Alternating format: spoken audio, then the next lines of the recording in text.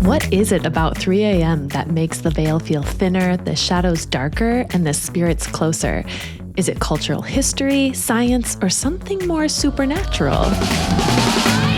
For generations, women were shamed for trusting themselves, sensing things before they happen, and believing in their own power. No one encouraged them to embrace it until now. Welcome to Trust Yourself.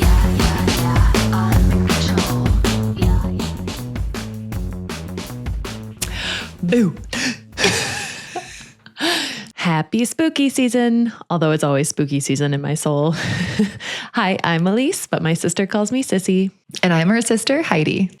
Ghosts have been haunting our stories since the dawn of humanity. From ancient Mesopotamia to your neighbor's haunted attic, we've always been fascinated with or even scared of ghosts. So today we're diving into the origins of those ghosts. Ooh. Hello, Minnesotan. Origins of the ghosties. The origins. Yeah, no. Oh my God, don't you know? Okay, let's try that again. Today, we're diving into the origins of ghost stories and how that led to the mystery behind the 3 a.m. witching hour, and also what that means for our loved ones. Are they stuck here on Earth? Just so you don't have to wait till the end, the answer is no. Yeah, spoiler alert. Okay, so when we say ghosts, you probably picture white sheets and Casper. I also had a huge crush on Casper. Well, yeah, it was Devon Sawa. Sawa? Was it Sawa? Everybody said it different every single fucking time, so I actually don't know what his last name is. I remember it was like Devon Schwa, Devon Sawa. Whatever it is, he made a fantastic ghost, and he made me fall in love with ghosts when I was in middle school. So agreed. My heart goes out to you, Devon. Hope you're listening. And if you are, I just have one question. Can I keep you? But no, we're not talking about Casper today. Actually, long before Hollywood and Halloween, cultures around the world told stories about spirits, souls, and spooks. So even now, ghost stories connect us because they're about grief and they're about love that doesn't want to let go. They're also about a shared curiosity of what happens after death, which we all are I'm fascinated with. And also, who hasn't woken up at 3 a.m. a little freaked out? Just a bit. I have. What I think is important is that if we misunderstand ghosts, we might just always live in fear of the dark, fear that our loved ones are stuck, a fear of something unknown. But when we see these stories through a new lens of maybe some historical context, we can find comfort instead of fear. Also, we're going to just tell you our own opinions too. So not all of this is fact. It's just our own opinions about what we think ghosts are. My opinions are facts, though. Okay. They're factual to me. And if it's my truth, I believe it. It's a fact. That is such a Heidi statement. Facts. Facts. So Heidi, I don't know about you, but I've always wondered what the heck is so frickin' special about 3 a.m. in the supernatural world? Why is this the time when the spooks come out, when we get scared?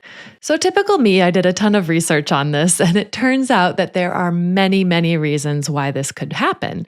And one big reason that we're going to start with is cultural conditioning, which requires historical context. So let's go back a couple of centuries. Do you want to hear the first ghost story ever recorded? Fuck yeah.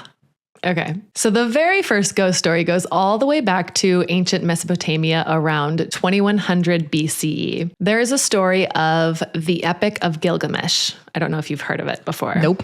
It sounds biblical. So the Epic of Gilgamesh. Gilgamesh is a mythical story about possibly a real king, Gilgamesh, who was the ruler of Sorry, history is so boring to you. I just can't stop yawning. I can't. You guys, it is cold and rainy today. It's perfect for ghost stories, but it makes me sleepy. It's the best. I know. Okay, so in this story, which, by the way, is all written on stone 4,000 years ago. First ghost story ever, carved in stone. Ooh, pretty incredible. I love it. In this story, Gilgamesh is a tyrannical ruler, but he meets a man named Enkidu, who becomes his closest companion and transforms Gilgamesh into a more thoughtful and kind ruler. But Enkidu dies and Gilgamesh is devastated, which sparks Gilgamesh's quest for immortality. And of course, the gods don't really like this, so they send Enkidu's spirit up to visit Gilgamesh as a ghost in the middle of the night. But what Enkidu tells Gilgamesh is not all rainbows and butterflies, like, oh, I'm doing fine, don't worry. No, Enkidu shows up to him terrified and describes the bleakness of the underworld. He says that bodies are devoured by vermin and the souls of the dead live in a dark house of dust. No. The only reprieve is for those who've left behind many children and mourners. So if you did not, you will suffer. How dark. Yeah. So since this story, the Mesopotamians, the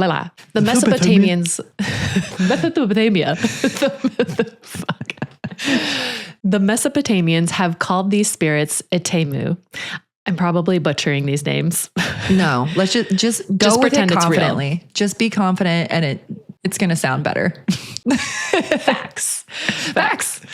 So like in the story, Etemu were seen as unhappy, restless spirits, and Mesopotamians believed that the Etemu would show up if offerings like beer and sesame cakes were missed. If you don't pour beer on my grave, I swear to God. you about to be haunted. Actually, I don't even like beer, so make it something else. I know. Okay, now hop over to the Romans, always the pragmatists. This is so funny. They treated ghosts as a legal matter. They had this, they had this thing called the 12 Tables, which were their foundational legal code. And in the 12 Tables, it had provisions that let families sue each other for improper burials. Why? Oh. Because a mistreated corpse could, in their legalistic minds, sue you back from the grave. Oh, that sounds exhausting. Can you imagine the courtroom drama? Yeah. Your Honor, my client, Gaius Julius, was denied his proper burial rights. And So now he's did- going to haunt your cucumber patch. So I want to know who represented the spirit. Was it a medium? Like, were they like, yeah, they are not happy about this situation? Good here. question. I could see you doing that in a past life for sure. Fuck yeah, I probably did. So it wasn't just folklore, it was codified law reflecting a deep-seated societal belief that unquieted dead were a legitimate problem. That's wild. I mean, I could see it, but it's still a little extreme, but A little, right. And then also the Romans, their word for ghost or spirit was umbra, and it means shade. And actually, that's the same root word for our word umbrella. So if you think about it, an umbrella literally throws shade and casts a shadow on you. So in their minds, a ghost, an umbra, threw a shadow over your life. It darkened your existence, and they think it generally made things more gloomy. It's kind of melancholic, right? Like, yeah, it's perfect for this rainy day. oh, yes. Okay, so now fast forward where the timeline gets a little bit more relevant and the 3 a.m. obsession starts to crystallize. Christianity has taken root, and guess what they fixate on? Angels. 3 p.m. Oh. That's all I know about religion. Angels, right? Right. But we're talking Okay. ghosts here. Okay, so they fixate on 3 p.m. And why 3 p.m.? Because that's the traditional hour that Christ is believed to have died on the cross. It's the hour of the ultimate sacrifice, divine mercy, redemption. It's sacred, right?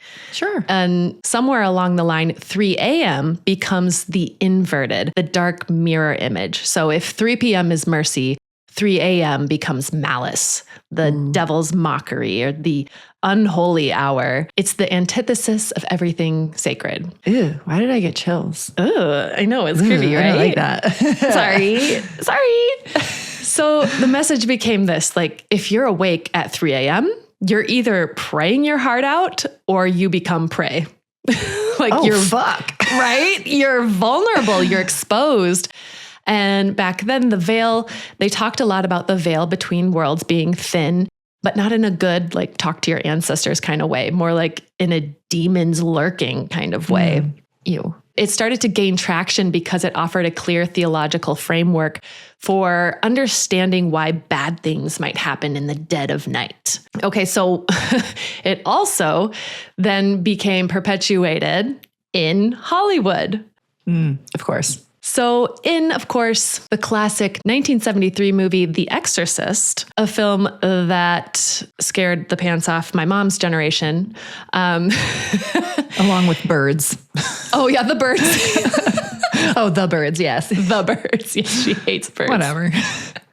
Don't throw pebbles at her window and say that they're birds. Aw. But in that movie, in The Exorcist, they don't yet reference 3 a.m., but all of the scary possessions and the main exorcism happen late at night and sometimes early into the morning hours, which is reinforcing the idea that demonic activity is heightened at this time. And it's repeated again and again. Also in Emily Rose, the exorcism of Emily Rose, the priest declares 3 a.m. as the devil's hour, and all of her sleep paralysis always happens at 3 a.m. It's a subtle detail, but it locks in that specific time into public consciousness as a moment of profound demonic activity. And again, that's sealing the deal for a whole new generation. Yeah, I remember that one. I think also in Amityville Horror, wasn't there also a 3 a.m. I didn't watch that one. I was such a baby. I couldn't watch the horror. The horror scary movies scared me so much. That's so funny because I loved them. I know. I mean, I had this love-hate relationship. Chucky scarred me as a child. We should not have been allowed to watch Chucky when we were so young, but I don't think we were allowed. I think we just did. Kind of like how mom watched The Birds, whatever. Yeah. I had nightmares that I still to this day remember of Chucky like trying to arm wrestle me at preschool, and if I didn't win, he was gonna kill me. Like, oh my God, Heidi, with a knife. Like it was bad. That's fucked up. So I did not like those movies. It was in my preschool in the church. Oh my God. Yeah. I had a nightmare. Did I tell you this one? It scarred me for life. I still think about it to this day. It was my most vivid childhood nightmare of Chucky from Child's Play. You and Chucky were on this bridge, and Chucky, you were also like the size of Chucky because you're about a year and a half. And Chucky kind of morphed to look just like you. So then I couldn't tell you apart. And then it became this sort of Sophie's Choice situation where I had to throw one of you off the bridge. And I'm pretty sure I threw you off. And then Chucky's like, haha, gotcha. Yeah, I remember you telling me that. Yeah. No, isn't it wild though? Like those movies have like scarred us so bad that there are nightmares that we still remember 30 years later. Insane. Anyways, let's watch some. Yeah, I mean, it's fun though. It's fun. I might watch them now that I'm older. I'll be brave. I'll put on my brave hat. Yes, you're a big girl now. So yes, just like Child's Play to us, these cultural fears carried through the generations in our stories, throughout our religions, they don't go away. They actually start to get stronger. And now 3 a.m. is solidified as a time to be feared, a time for the spirits to be close, and we call it the witching hour. So the witching hour was seen as a time when there's unpredictability, babies would scream, we'd feel like someone's watching us in the dark, we generally feel scared if we wake up at this time. And as early as 1535, actually, the Catholic Church banned gatherings between midnight and 3 a.m., calling it a time when sorcery was strongest. Interesting, huh? Witching hour. Witching hour, which we can dive into that too. Yeah. But that's a whole new story. We're going to get there. Oh my gosh. Yeah. So then the question really remains now, are ghosts actually really that active at 3 a.m.? Or is this our fears playing out from centuries of cultural conditioning? So obviously we've talked about the cultural and spiritual reasons why, but I think there's a lot more that goes into it. And Heidi, I'm curious, what are your thoughts? I do think that there is some interesting thing about like the veil thinning for whatever reason. I would love to know why, but being a night owl, night shift nurse, I kind of loved it because between 1 and 3, weird shit would happen. And on the quiet nights, I worked at a hospital that had a couple of haunted rooms, and I would sometimes go in and try to have a nap in those rooms around that time just because I wanted to be spooked. Like I wanted to have these things happen that I heard from other people. Okay. So I have a spooky story. Yes. When I was working at the hospital here, there was a couple haunted rooms, and I always wanted to go in there around 1 and 3 when they're empty to try to have some spooky stuff happen to me because I had heard these stories. Of course. Like ghosts, please come talk to me. Everybody thought I was crazy though on the unit, but I am, so it's fine. But one time I had a patient. Okay. The hospital, when you're in the hospital, there's a call light on your bed where it's also like the TV remote and everything. Oh, sure. Yeah. So she was in there, and then she told me, she's like, were you calling through the call light, and were you talking to me? I was like, no, nobody was talking. She's like, she asked you if the nurse was talking to her? Well, yes, because you can call into a room. Because the nurse can call through. Oh, okay. Yeah, you can call into a room. But she was like, it was so weird. This voice came through and said something about Sprite, like, you need to have Sprite. And she's like, okay. She was so confused. And I thought that was hilarious because I thought it was like some dead nurse that was haunting and like telling people like, you need Sprite for your nausea. Like what? She's just helping out. It was so random. That. But then there were some more spookier ones that would happen where they'd be like, the TV would randomly turn on, or it would just randomly go on to mute.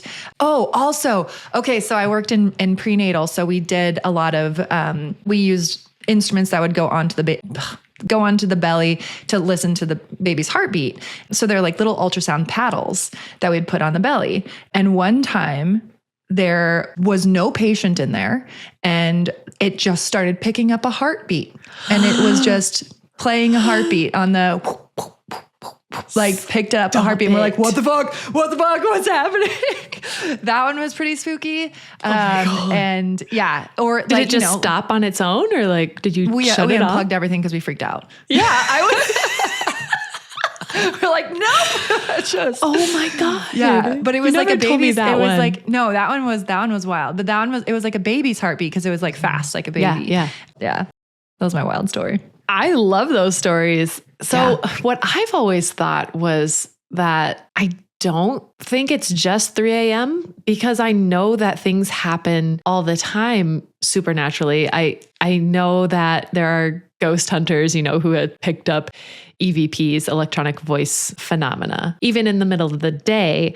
And so what I've always thought is that, maybe 3 a.m. is just a quiet time, right? It's actually when we all calm down and we turn off the noise and we can actually hear and sense. We're more hyper aware of these things happening. It just kind of gets lost in the everyday rumble. However, I think that's partly true, but I do think there is something about 3 a.m. and that the idea of the veil, something about it, something about the night. Maybe it's the moon. I don't know what it is, but something about it is so sacred, and it does feel like you are so much more connected. And I don't think in a scary way. Honestly, I don't. I think we can scare ourselves. Yeah, and we do. Yes, and we do. To spirit, just because we've been fed the idea so long that ghosts, spirits, they're bad, they're scary, they do harm. I don't think that. I also want to look at 3 a.m. from a scientific standpoint. I do think there are psychological and physiological factors around 3 a.m. because at that time, many people, except for nurses, night shift nurses like you, other night shifters, many people are in their deepest sleeping stage at that time, and they can wake up suddenly, and this can sometimes cause sleep paralysis or vivid hypnagogic hallucinations, which sometimes is interpreted as ghostly encounters. Do I believe they're all hallucinations and sleep paralysis? No, I think maybe there are some ghosts, but that can explain a lot of our fears, or specifically around 3 a.m. Also, our circadian rhythm dips at that time, so it's leaving us a lot groggier and more vulnerable, more suggestible. So, of course, you've got fear, imagination, filling in the gaps. All the darkness, shadows, figures. I do think that 3 a.m. phenomenon, it's convenient, it's culturally sanctioned, it's just like a scapegoat for every unexplained bruise or noise, a dog barking. And cognitive science has a fancy term for this. It's called agency detection. It is our innate tendency to attribute agency, a conscious, intentional force, to ambiguous stimuli. So basically, if something happens that we don't immediately know why, our brains are wired to assume an intelligent cause rather than just random chance. So that's my logical thinking about it, but I do still believe in ghosts, if that makes sense. Poor 3 a.m. Like, I'm sorry that we dubbed you like an evil time. I know. You're just 3 a.m. You're okay. I know. But also, when we talk so frequently about 3 a.m. and ghosts coming back to haunt us, I know a lot of people get concerned and scared that this means that their loved ones are stuck here on Earth if they're haunting us. Does this mean they never passed on? Heidi, what's your opinion on that? Well, I guess your opinion is fact. So what's your fact on this? This is the facts here. And the fact is nobody is stuck. Okay? Yeah. Okay. This is facts, guys. From a psychic medium who's been doing this all of like 2 months. I can tell you that I truly believe that spirit chooses, like they have their choice. I do think that there are some who choose to hang around a little bit more. Maybe they're just more tied to their earthly things and possessions, and it just takes them a little bit longer to be like, okay, I can release that and move on. But when ghosts or spirits show up on Earth, I think that it's their choice. Like if they want to be close to their loved ones, if they want to just check in on their house and see what's going on, like I would do that, right? Especially if you've been in a place for your whole life or something. Plus, it'd be fucking awesome to just haunt somebody, right? Like, sometimes spirit has a sense of humor. I mean, they think it's funny. They really do. I literally connected with somebody's father today who was just so funny. And I was just like, it's fun to know that spirit energy kind of just stays that way. So what if there was just like this goofy person who passed on and then just wants to like flicker the lights on you all the time or just like, boo, jump scare, you know? Yeah. I agree with you that some spirits can still stay here, but I kind of have a little twist on it. I think all of us do eventually go to heaven, join the spirit world, whatever you want to call it, right? But I think that there are some souls that maybe can, how do I want to say this nicely? Like a fraction of their spirit might seem so attached to the material world or their role here on Earth. And they kind of want to stay and reenact that role because they're so tied to it. Not good or bad. It's just like they want to keep doing that. But I do think their true essence of their soul is still in the spiritual world and with the greater consciousness, right? With God, whatever you want to call it. But kind of like Harry Potter, where you can like, this is not a good analogy because it's this is a perfect analogy. I know exactly where you're going with this and I totally agree 100%. Fracture your soul, put them in Horcruxes. Yeah. In Harry Potter, when Voldemort or Tom Riddle wanted to split his soul to be in 2 places at once, he put his soul into a Horcrux so he could live on.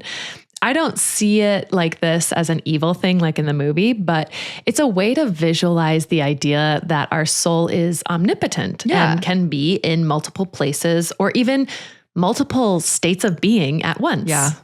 No, that is true because I mean, even when we're channeling, I have felt spirit here and then I'd be like, oh, did you feel that? Because they're just giving you a hug, right? How could they be in 2 places at once, right? Yeah. But they are because they can be they're all over. Yes, exactly. So since our topic is ghosties at 3 a.m., I also want to touch on the idea of demons and poltergeists, which seem to be intrinsically tied to the witching hour as well.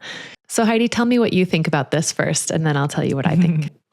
I think your opinion's going to be better than mine. But oh my God. What? They're opinions, just opinions. No, they're facts. I'm just kidding. Okay, for this topic, for sure, these are opinions because I do not know this realm very much. But from what I've been gathering, and I have been talking to some people who are paranormal investigators. Got some friends on TikTok now that are investigators, and we've kind of chatted about this a little bit. And the idea of poltergeists being just like a physical manifestation of our trauma and of our unhealed wounds, I fully support that. Like, I believe that because energy can't be destroyed. So if you have so much of this heavy baggage, it can literally manifest because energy can become matter and it can move things and it can have enough energy to do those things. And so I think that the idea of poltergeist being unhealed trauma is valid and it's plausible. And then one of the guys, Ben from Cross Country Paranormal, he likes to talk about his spiritual backpack, which is just like all of his trauma that he just kind of carries around, and it forms some sort of entity.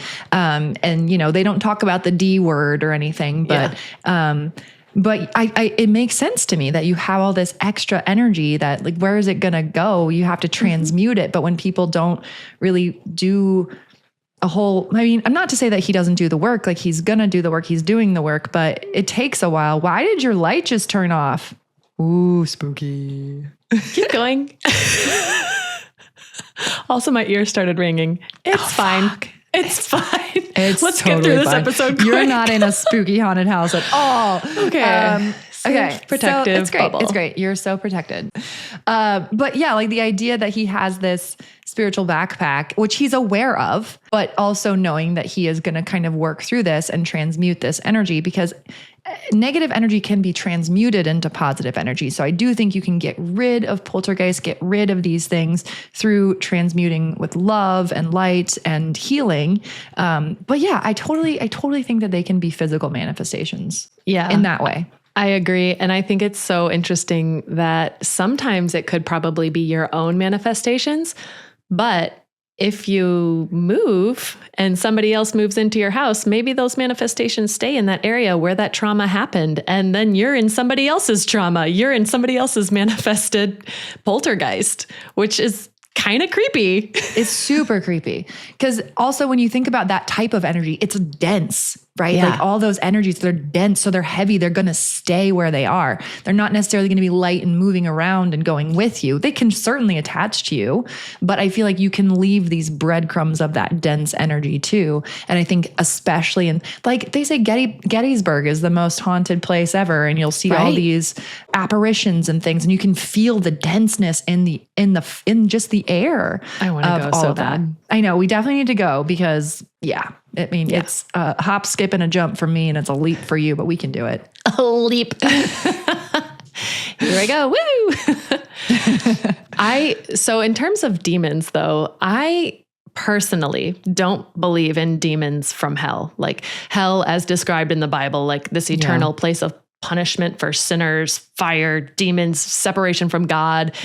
Sorry, no, I don't believe in that. I think that may have been a way to introduce fear-based control for society, but I don't believe in demons from hell. I believe we have our own demons, like you're saying, Heidi, the creating your own demons and poltergeists from negative energy that you're carrying from trauma, from issues, from depression. I just believe that we have manifested them. If there is such a thing, if there is a hell, if there is a devil, I think we have manifested it to be true. Does that make sense? Yeah. And therefore, I'm not as scared of it because I know that it is our own manifestation and we can create our own light, our own brightness. And since we have God within us, since we have Source within us, we can override that inner demon anytime. Yeah. We have the power within us to do that, to do so. That's why I'm not as scared of demons and hell. So when you come to me with your fire and brimstone speech, I'm not going to be shaking in my boots. Sorry. But also the fact that your light just turned off in your house is a little creepy because it's also the corner of your house that we feel is haunted. It is. I'm gonna. Okay, let's wrap things up. Just burn some sage after this. There, I fixed it. I did these weird. Ones. It was actually It was actually just like something went in front of my camera. Oh, something went in front of your camera? Like a ghost? Hi there. Oh, it's no biggie. It's no biggie. Just something went in front of my camera and made everything dark when we were talking about poltergeists and demons. Okay, you know what we should do though? You just got dowsing rods. We should ask if it was a ghost with the dowsing rods. Did a ghost just go in front of my camera? Let's see them. Okay. Did a ghost just go in front of Sissy's camera? Okay, and dowsing rods, they cross when it's a yes, and they so mine go goes apart. Super slow. It is starting to cross right now. They're totally touching right now. I don't know if you can see the ends, but yeah. Oh my God, a ghost in front of my camera. Okay, go back to center. Come on, go back to center. You can do it. Oh my gosh. So they cross when it's a yes, and then they spread apart when it's a no. So yeah, they're copper. They're copper rods. And they're very wiggly. Like if I just wiggle them around. So hold it straight like this again. Let's ask another question. Wait, I can't, it looks like you're holding it down. From my angle, it's perfectly straight. I think it's perfectly just my camera angle. Oh, it's just because you have large boobs and it's like. I'm trying to hold it up so you can see them, but I'm using my boobs as a shelf. There. Hold them up there. But I don't know if I can. Okay. Is there a portal in my closet? Oh yeah. Is Sissy's house haunted? Oh, is Sissy's house haunted? Heidi, I don't like it. I just got pulled off my chest. Turn it off. Put it away. That was wild. That was the fastest yes I've had. Oh my God. I've just got these like 2 hours ago, but that was the fastest yes I've had. Wild. Okay. All right. I'm also not going to mess around because I do respect spirit. And even though I don't believe in demons from hell, I do want to still protect myself. Yeah. Well, I mean, to me, like a haunted house doesn't necessarily mean like negative energy. It just means like there's like spirits there. And that's kind of what I was, telling the rods. I was like, were there spirits there? But like I said, haunted house because we're doing a ghost episode. Might as well. It got super cold right now on my arm. Okay. This is great. Okay. So let's see. 3 a.m. I guess if we wake up at 3 a.m., just remember you could be having bad night's sleep, or you could in fact be participating in a story that's been 4,000 years in the making, right? It's a grand narrative woven through the tapestry of human history, culture, pop culture, even our own biology. Or is it maybe just a loved one reminding me they're still connected? So what do you want to believe? What do you want to believe? What do you choose to believe?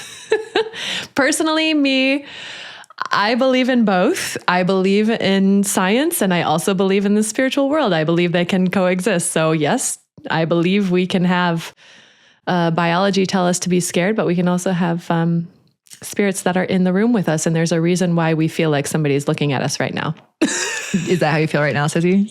Yeah. Do you feel the eyes on the back of your head? Did you like this episode? Was it okay? Did I do okay? Did we do okay? Oh my gosh. That was wild. I loved it. Creepy. But for real, I should send you some sage if you don't have some, because I do. I'm going to go sage right now, actually. But first, before we sage, I want you to do the tarot for the week, please. Yeah. Oh shit, I forgot to get it out. Oh, I'll show you. Some really amazing sister that I have got me this super beautiful box to put my little tarot cards in. Who the hell was that? A little cute Virgo. Wow, I just have the best sister. I don't know who she is, but she's pretty cool. I'm just kidding. All right, here we go. That was the best one I've done. Your face. I'm so spooked. All right, what do we need to know for this week? Oh, shit. Okay. Oh, shit. I think we need one more. You said we need one more. There we go. 3 for 3 a.m. Honestly, they gave me 4. Darn it. I was going to say, if we got 3, that'd be cool. Ah. Boom. Okay. So we got the king of acorns, which is optimism and innovation. And it's the horse, which is all about freedom. And to me, it's just like being super creative. And the card itself is kind of orange too. So I feel like it taps into our sacral chakra. And it's really just about like releasing our creative freedom and being optimistic with it. And for tying it into what we're talking about, it kind of feels like, where do you want to let your mind go? Like, where do you want to let your mind wander to? Do you want to be creative and be like, ooh, it's spooky, it's dark? Or do you want to be like, or it could be spirit wants to talk to me. Where do you want to go with that? And then we've got Page of Acorns, which is discovery and enthusiasm. And it's the mischievous monkey. And I feel like that very much ties into 3 a.m. energy, where it's just like, ooh, spooky. Someone's being a little active. Yeah, just playing around. I don't know. Monkeys like spook me sometimes because they could really hurt you. Oh, I like monkeys. No, they're cute, but like deadly. They could rip your face off. That's chimpanzees. Well, yeah, but also like they carry lots of diseases. Anyways, we're really not going down that road. Yeah. Page of Crystals, ideas and discipline. So I feel like it's kind of also telling us to like really be curious. So we got this one about like innovation. We get discovery and enthusiasm. We got ideas and discipline. So it's really very much based out of like your own imagination. Like, where do you want to kind of go with that? And then the last one is the magician. So we got the magician, which is the crow, and it's all about willpower and creation because we can create our own environment. So all of this is about creating. Every single one of these cards is about creating something. So like we were saying, you create your reality. So what do you choose to believe? Do you choose to believe it's spooky, or do you choose to believe, it's just a time when the veil's thin? You know what? As you were talking about that, it made me think of my 2 favorite ghost hunting shows. Yay. One is the one with Zach Baggins, Ghost Adventures. The second one is Kindred Spirits with these 2 friends, Amy and Adam. And the difference between the way they approach their paranormal investigations is incredible. And so, most people know Zach Baggins. If you don't, he's very boisterous in the way he approaches investigations, and he's loud, and he always pokes the bear a little bit. He tries to make spirits angry, and he just wants to get a reaction, right? Yeah. Well, in Kindred Spirits, they talk to the spirits so kindly, and I think that's what we should do too. I think we can be open, we can be curious, but let's also be respectful because these spirits were souls. They're just like us. We don't want people yelling at us. So no, let's approach it with intrigue, curiosity, and respect instead of fear and anger. Yeah. And I think we do the intrigue, curiosity, and respect in our readings. So if you guys have a past loved one that you want to connect with, we do our SOS calls, but we also do our psychic medium readings. So check us out on our website. Yeah, we'd love to connect with your energy and your spirit guides and your loved ones. I think that'd be great. And let's get out of here so you can sage your room. Yeah. Hope you guys aren't listening at 3 a.m. Sorry if you are. Ooh, anyway. We should drop this episode at 3 a.m. It's 3 a.m. somewhere when it drops. It is. All right. Well, until next time, it's your move, sis. Make it count. Bye. Bye.